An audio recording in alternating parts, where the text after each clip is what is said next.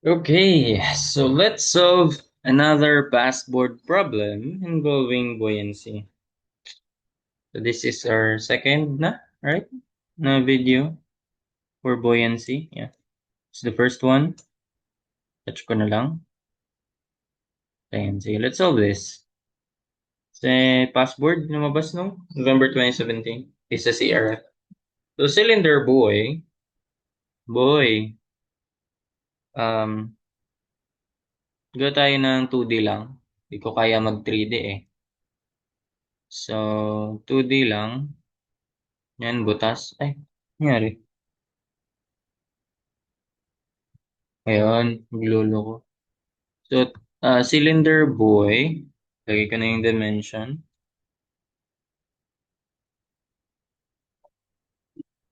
Wala ka. Happened. Sige, ilagay ko yung dimension. Yung kulay. Purple. Dimension yan ay liit masyado. Ito lang gawa ko. Okay. 2 meters. And then yung height niyan ay ito maliit.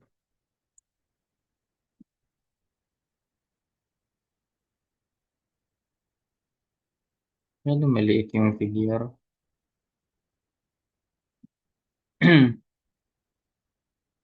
Okay. So again, 1.2 meters in diameter. Type na lang natin yan.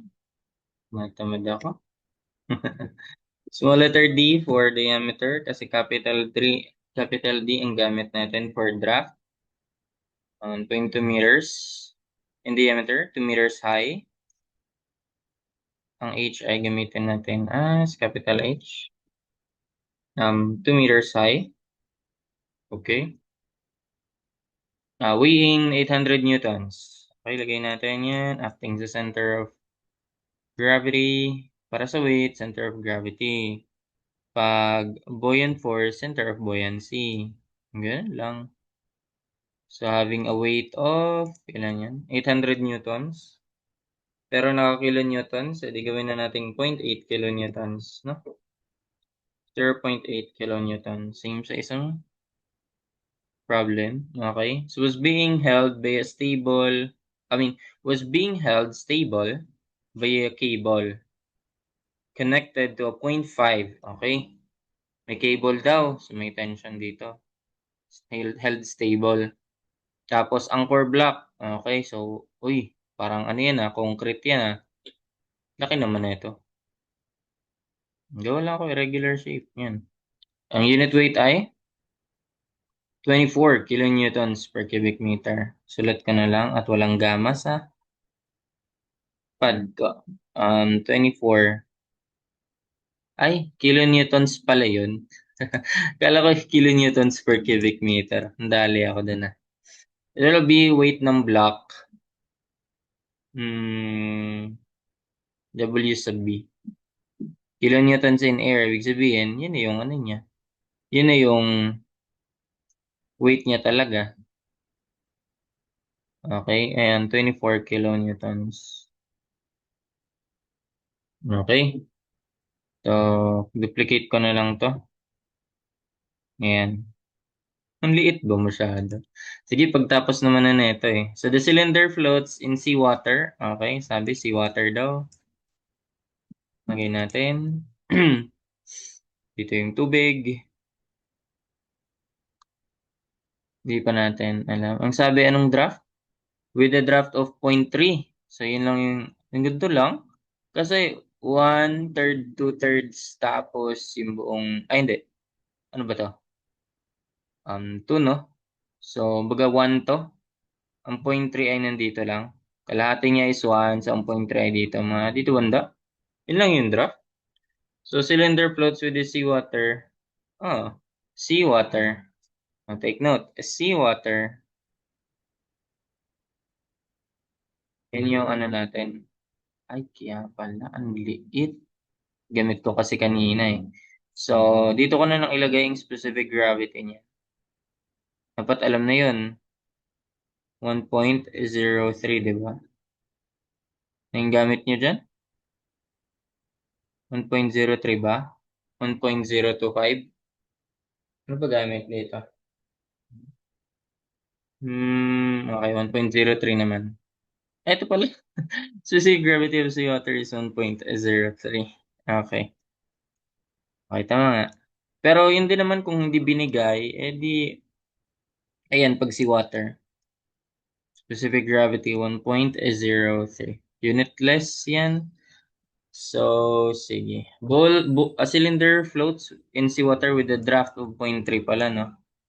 0.3 of a meter. So, kung kalahati yan, ito nga, tama nga. So, mga dito lang yung ganyan lang. Lakihan ko na nga siya sa sunod. Ang liit ba masyado?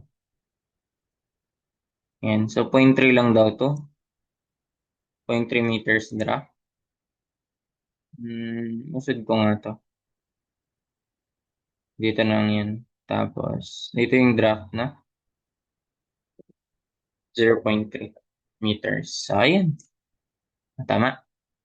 So, ano tanong? What is the buoyant force on the cylinder? Oh, cylinder lang. Buoyant force lang sa cylinder. Napakadali. So, di ba may mga weight na yan. So, kinokontra yan ng buoyant force. Anong color natin sa buoyant force? Orange. Orange. Red na lang. Hindi ko pa nagamit, di ba? Ay, ambon. Blue pala dapat. Or ano, purple, gamit ka na. Green na lang. Sige, so, syempre, may buoyant force to. Mo-contra dyan. Buoyant force due to cylinder. Buoyant force ng cylinder due to, anong water yan? Sea water. Ocean. Ocean pala yan. This is the buoyant force. Masyado maliit. Buoyant force, kaya pala, ng cylinder. And buoyant force ng, ano to? Ang tawag dito? Block. B sa, B na lang. B na lang.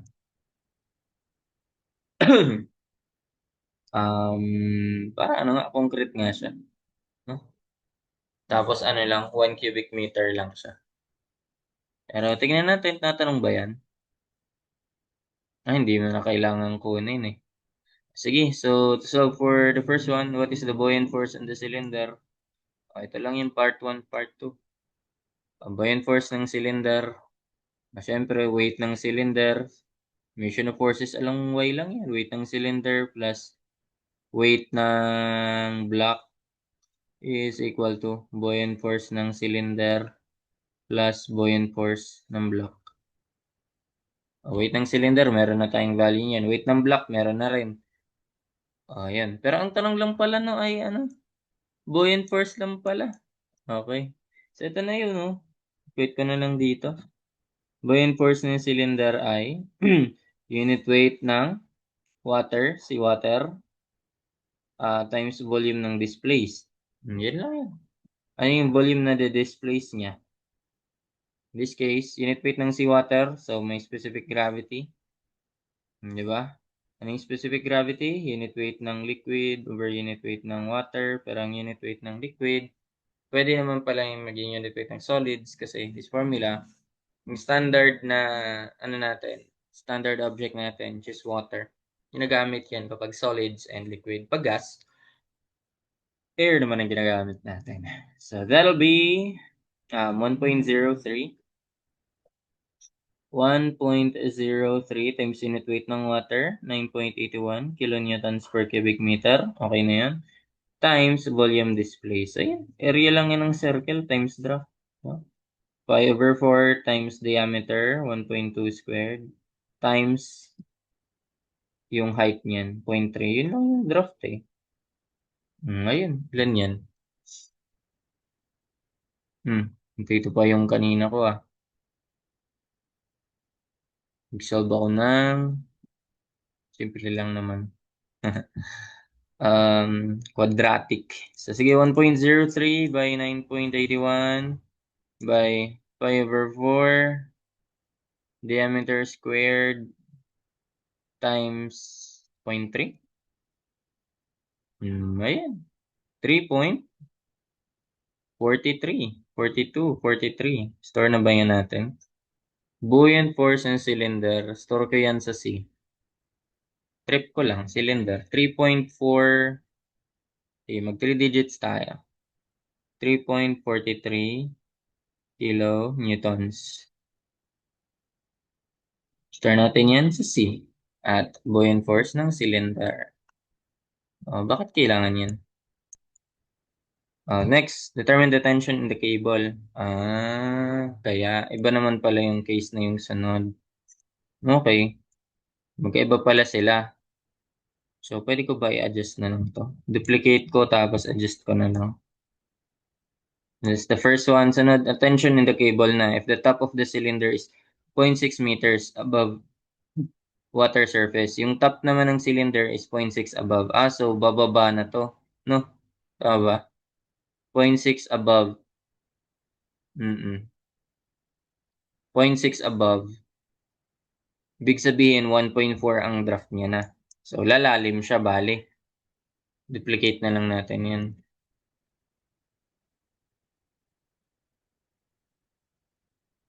Ba dito sa baba na lang? Para kita. Sa baba na lang.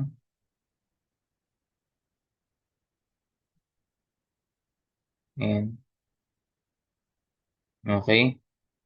So, determine the tension of the cable. If the top of the cylinder is 0.6 meters. So, ito yung top 0.6 meters above the water surface. So, ito yung water surface. Ito, ang distance yan ay 0.6. So, lagpas kalahati, no? Ng kalahati. Kasi ang kalahati ng 2 ay 1. So, lagpas kalahati. So, mga dito banda, no? Mga ganyan. 0.5, 0.6. Ganyan na siya. So, ang draft natin, mababago na to. So, that'll be, so ito yung sinabi na 0.6 meters above the water surface. Okay? So, ito. Ito yung distance niya. Ayan. So, 0.6 meter. Walang pangalan dyan. Ang baba lang yung may pangalan. The draft. Ba extend to? Hindi na. This will be what? 1.4 na, no? Kasi 2 meters yung buo 0.6. So, buong yan ay 1.4 na. Ano yung draft mo? Ano pa na bago? Weight pa rin. May buoyant force pa rin. Ang tanong, tension in the cable. Okay? If the top of cylinder is 0.6 meters above the water surface. Okay? So, pwede natin gawin dyan is hatiin na lang natin, no? Kaya ba yan? Idiretso. Kumbaga, ito na yun. Pwede yun. Kumbaga, ikakat na natin to. Let's cut this. Ito na yun. Yung tension niya na lang.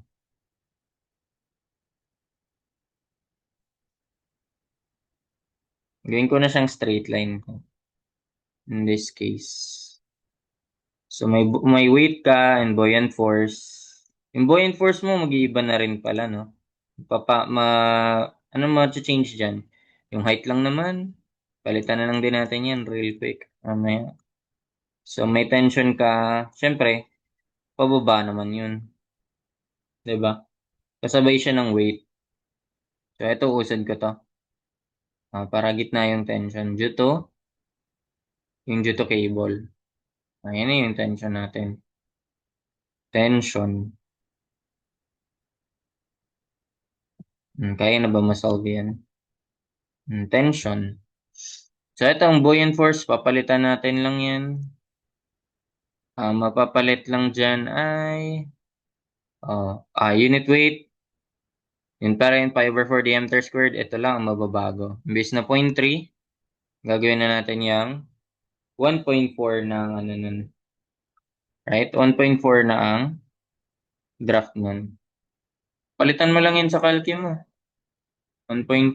Yun lang naman ang magbabago eh. Oh, laki. 15 point something. Store natin to sa buoyant force. Hindi naman na mababalik yung kanina, di ba? Hindi naman nagagamitin yun. Ba't ko pa in-store pala? Kala ko kasi magagamit pa sa sunod eh. Hindi pala eh. So that'll be ano? 15.999. Sige. Sige, pati bayan. Ayaw i-round off. 15.999 kilo newtons. No? Okay. So, ayun yung buoyant force. So, ang matatanggal dito, this will be weight na lang. Weight ng cylinder. May subscript pala dapat to. Gusto ko lang. Trip ko lang. Para ano. Weight ng cylinder. Yan. Plus weight ng, oops, wala na to. Magiging tension na to. No? Magiging tension na to. Transmission forces along Y. So, weight ng cylinder plus tension equals yung buoyant force. Dito ko na nga lang to. Ay. Ay. Nangyari.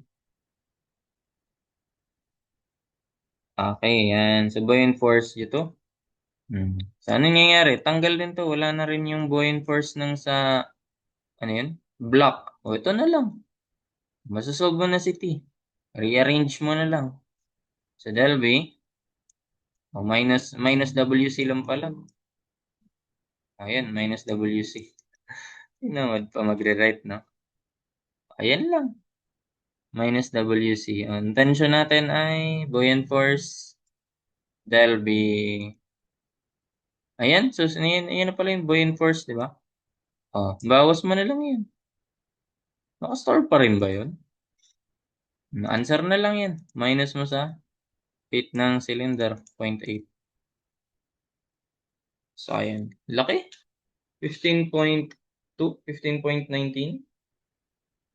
So, parang laki nung ano. Ang gaan lang pala ng cylinder talaga. Makes sense. Kaya nga nagpo-float siya eh. So, that is just 15.2. Ayun, 15 point. Ulit, kalimutan ko. 199. 3 digits. 15.199 kilo newtons. Ayan. Ba't ko pa nilagay ito? Wala na. Sanay kasi na mag-store agad eh. Hindi ko na matanggal. Okay na yan. So, ang answer natin ay red ba? Sige, okay na. 3.43. And then, tension, blah, blah, blah, 15.2. Tama? And lastly, find the rise of the seawater to move the block from the seabed. Ano naman ibig sabihin pag ano? Pag pinapamove mo na yung block sa seabed, same lang din ang mangyayari dito. Tama? Same lang din ang mangyayari. Pero, ayun, yung height lang ang hinahanap. Rise of seawater. So, eto, di mo pa masabi. Masabi mo ba na ano na?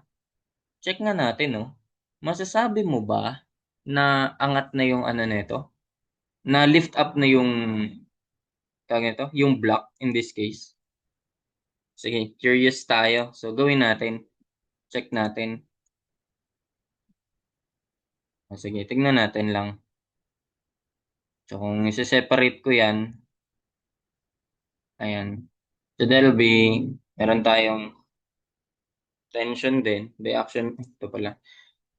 By Newton's third law of motion, action-reaction, law of interactions, ayan. May tension dyan, and then may weight na to, and may buoyant force din. Okay. May weight niya,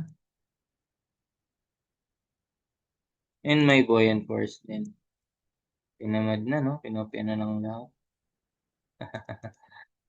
May buoyant force din. Ganyan.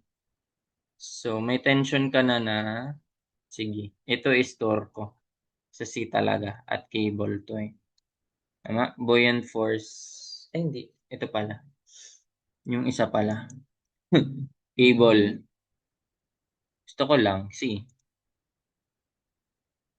Ay, pinalitan talaga. Okay. So, ayan. Sa tension. So, tignan natin. With summation of forces along Y ulit sa tension plus buoyant force due to block. Tapos, yun lang, di ba? Tension, tas ito. Tapos, ang pababa ay yung weight lang. Tignan nga natin. Buoyant force due to block ay makukuha ba natin? Specific gravity ng seawater. Tignan natin kung sufficient or insufficient. So, tension plus buoyant force due to block, unit weight ng liquid, seawater, times volume. Papalabas mo ba yan? Volume ng block. Kasi yun yung submerged na part eh. That is equal to yung weight. Tama? Hmm. Ang goal naman natin is malaman natin tong, ano ba? Tension, tapos yung weight. Sige. Solve na natin to. This is naka in terms of buoyant force. Ito yung buoyant force, unit weight ng seawater. Volume ng block pa. Eh di yung volume block yung masasolve natin dito. No? Ayan, given na yung weight, may tension ka. Ano? Nahanap ba yun? Ayan, bonus. Masasolve mo yan dito. Sige, curious lang. Unit weight ng seawater tapos volume block is equal to weight minus tension. Ang weight niya ay 24. So, ayan. 24. 24 minus tension sa cable. 15 point. Yan, tama. So, 8.80. Solve lang natin. Okay. So, then, ano na? Solve na agad natin yung volume ng block. Bilisan na lang. Yan na yan. Answer. Weight minus tension, kilonewtons per cubic meter. Divide natin sa specific gravity. Yan, times unit weight ng water, 9.81 para unit weight ng block. So, volume na ito makukuha natin. 0.87. Ayan, pwede pang pag pinakuha yan. Wala na, may bonus na. Ayan na, may pinakuha na. 0.871. So, ayun no. Sige. So, ito yung gusto kong malaman. Yung weight niyan, tsaka yung sa buoyant force. No? Kasi kung naka tag nito, naka-touch na 'yan sa ano, malalaman naman natin eh, 'di ba? Malalaman natin kapag naka-touch na siya sa ano, kapag submerged na 'yan completely. Ayan. So weight minus buoyant force. Weight minus buoyant force, parang yun na rin yung naging tension. So ayun, weight minus buoyant force, yun na yung tension. So, ibig sabihin, pag lamang yung weight sa buoyant force, di ba? Nagsasubmerge siya. Pero, hinahawakan pa rin kasi siya ng cable eh. So, sige. Tignan natin na ano yung height makukuha kapag mag-move na yung, move na yung block under from seabed. This is the third. Okay, so, yung pinapahanap ay yung rise of seawater. So, saan yun Saan yan magbe-base pala? Ayun yung tanong, no? Kung saan yan magbe-base. Dun ba sa una? Dun ba sa naka-draft na point 3? Or dito na sa pangalawa? Saan nga kaya yan naka-base, no? So, tignan na lang natin kung ano yung mapapalabas sa choices. Ibig sabihin, i-let natin to sa ano? I-let natin to as ano na lang. Yung buong draft, hindi natin alam. Okay? Ayan, i-let na natin yan as unknown lang di. Okay? So, di natin alam to. So, H minus D yun bale. Tapos, ayan. So, ang sabi, to move the block from seabed. So, ibig sabihin, ano na siya? Anong mangyari dyan?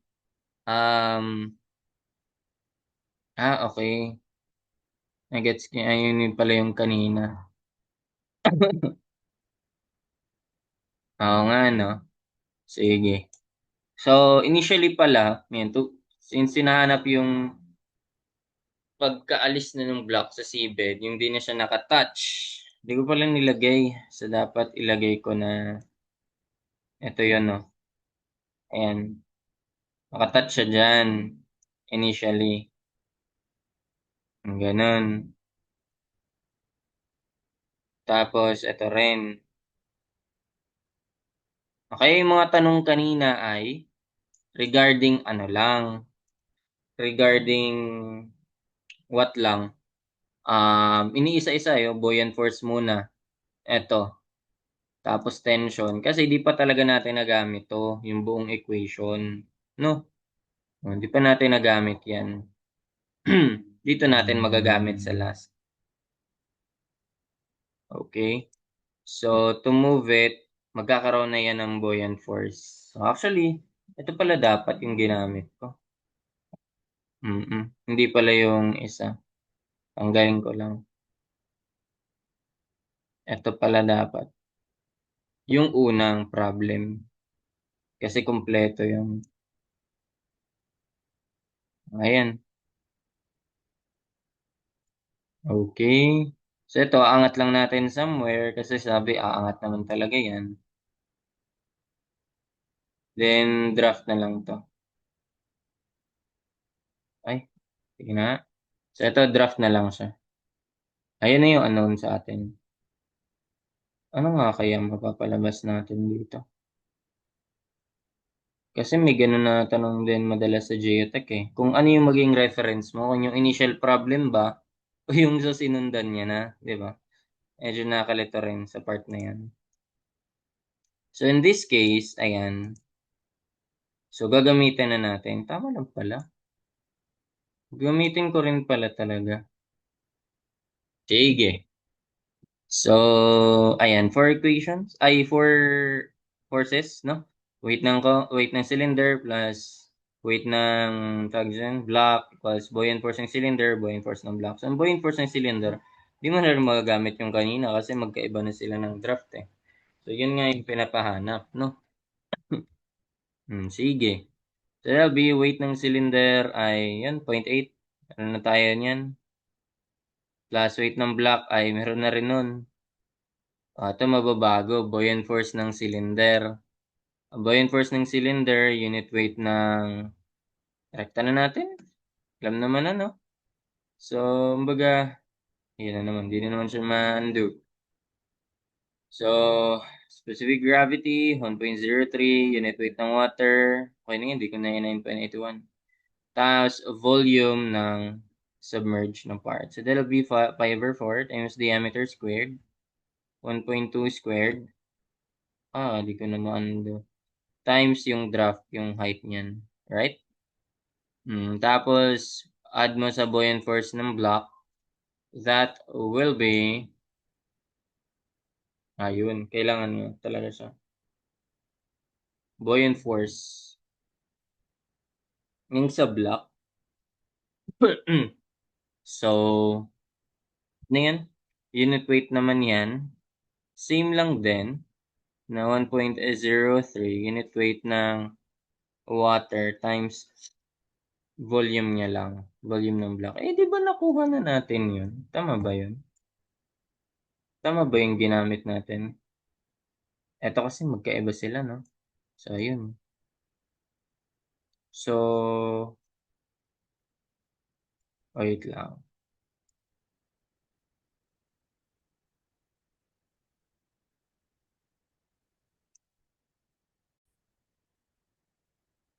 Okay. So, continuing. Ano yun natin? Nag-interruption lang.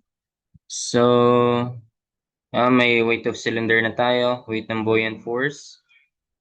Weight ng cylinder. Weight ng block. Buoyant forces ng, ng cylinder.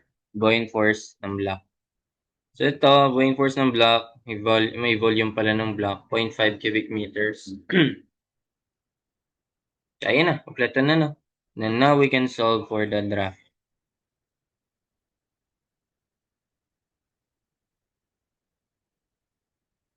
Sige, lagay ko na lang yung values. Ano na lang yung pen ko.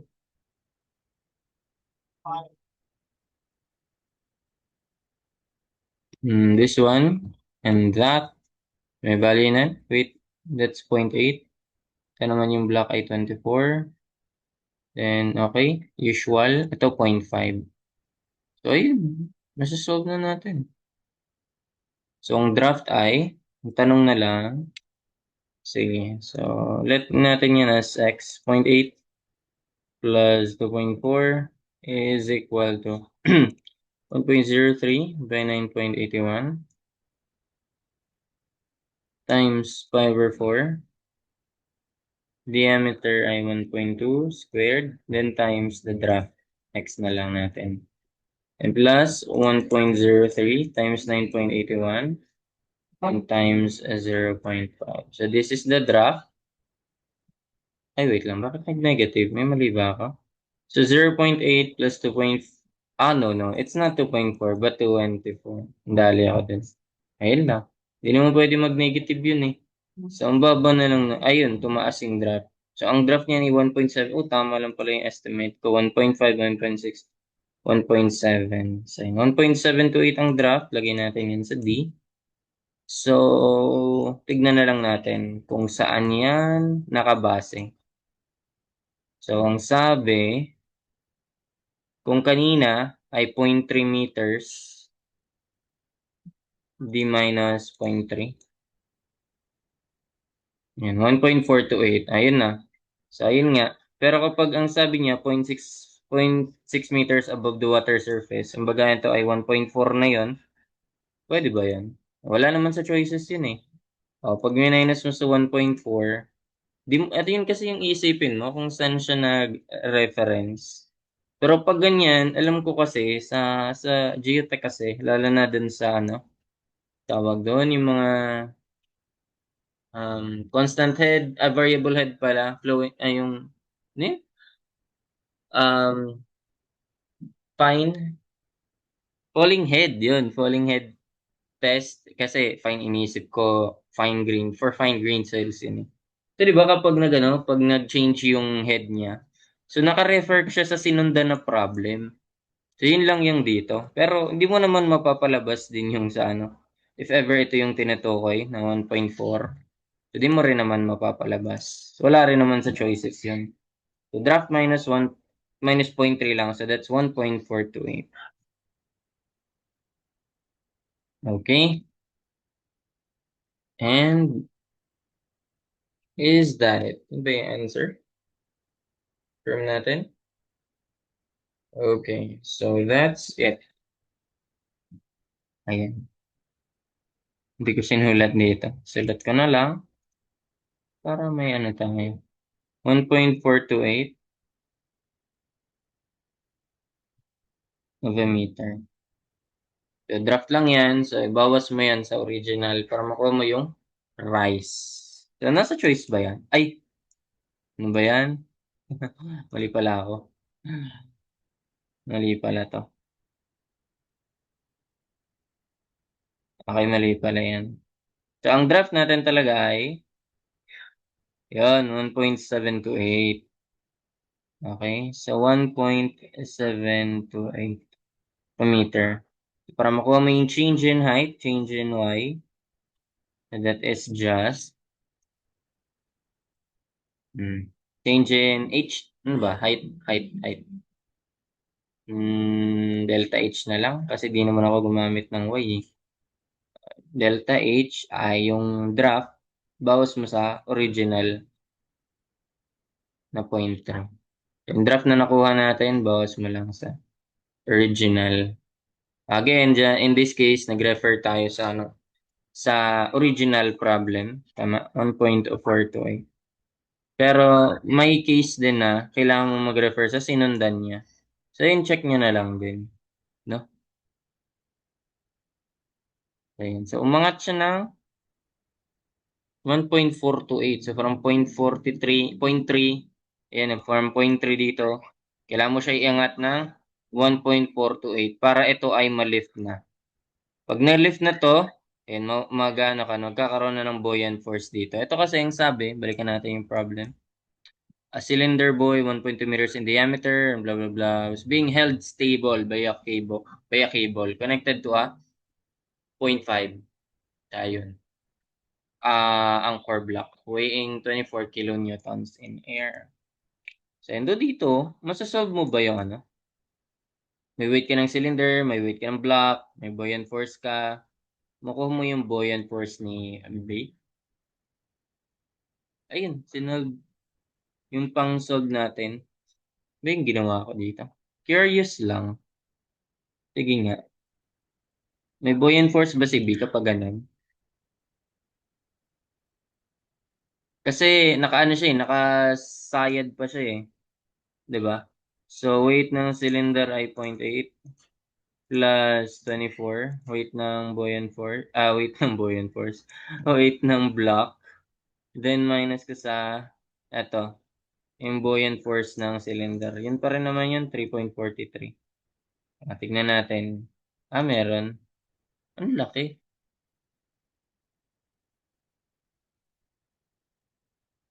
Ang laki niya, no? 0.8 lang to. Add ko sa 24 na pababa. Ibawas ko yung buoyant force. Ang laki ng ano niya. So, ayun. So, nakasayad siya. May buoyant force siyang 21.37.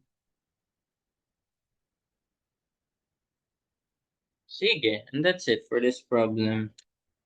Sundan na natin yan ng iba pang buoyancy problems or any other topics. Sele. Ayun, may gusto pa sagutan yun. Request na lang din. Kasi yung ginagawa ko, minamatch ko yung number of subscribers sa number of videos. So, ayun. And that's it. Thank you for watching.